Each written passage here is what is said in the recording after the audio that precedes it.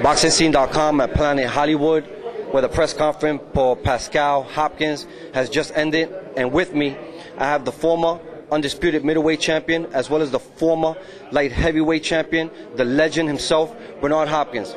Bernard, this fight is called Dynasty. Who will rule? Give us your thoughts on that. Well, it's a perfect title for a perfect situation. You couldn't pick a better brand name or brand title to put on this promotion and this card.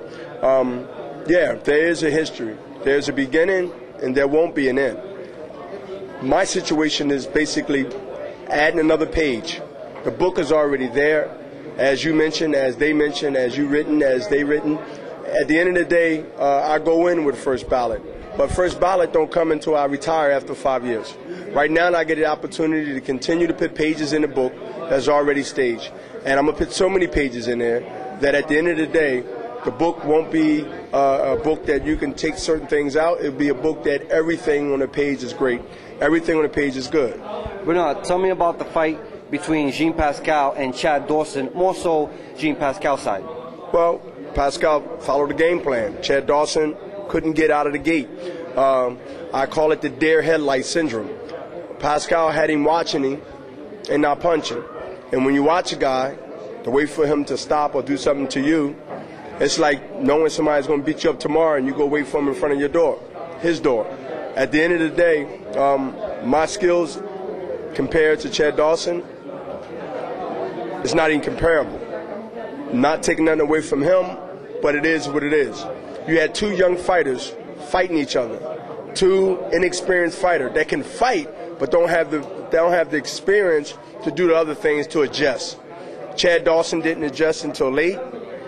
Pascal did what he had to do to maintain the lead and the advantage that he had. That was the difference between two young fighters, but it's different now.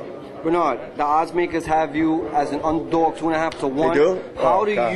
How do you, as in Tito Trinidad, Kelly Pavlik, and even Antonio Tarver, how do you come back and prove them all wrong? Win. Win is not the only thing, is everything. Winning is a thing that you cannot deny. You can make an excuse why I got one, but a win is a win is a win is a win, and that's the only thing that really humbles the naysayers for a minute.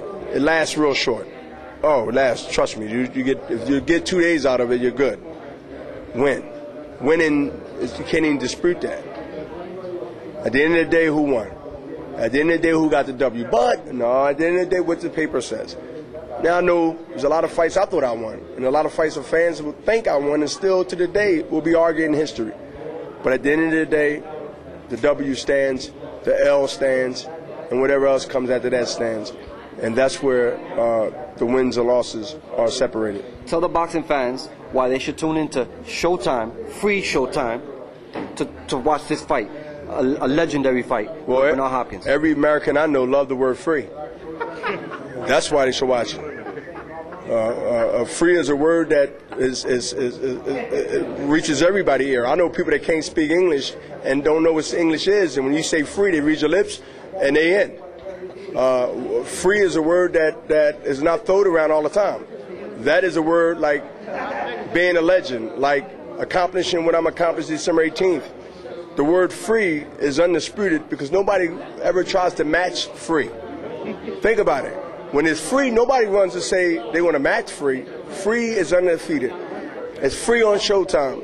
It's not free in Canada. When you come to Canada, you better drive. You better fly. Get out there. Because the Canadians are trying to snatch up all the tickets. Of course, we're putting the resistance up and we're snatching some too. But at the end of the day, I'm looking forward to be a hostile crowd with all Canadians. They should represent their guy. But as I fought in Madison Square Garden, 2001, when it was 90% Puerto Rican fans rooting for Tito the Great Trinidad, and as the fight went on, the cheers came from Tito to B-Hop. It was music to my ears to see that I've changed a whole race of people from saying one name and seeing history as fans, not as a Puerto Rican, not as an African American, and start hollering, B-Hop, B-Hop, B-Hop. Well, I got a chance to have the Canadians Chant your name. say that in French, so I might not understand it, but French or American, I take it. Outside of a fighter, you're also a promoter of Golden Boy East. In 2012, you have an exclusive And I'll be contract. here. You'll see with me here Brooklyn. every show. You gonna get a place in Brooklyn?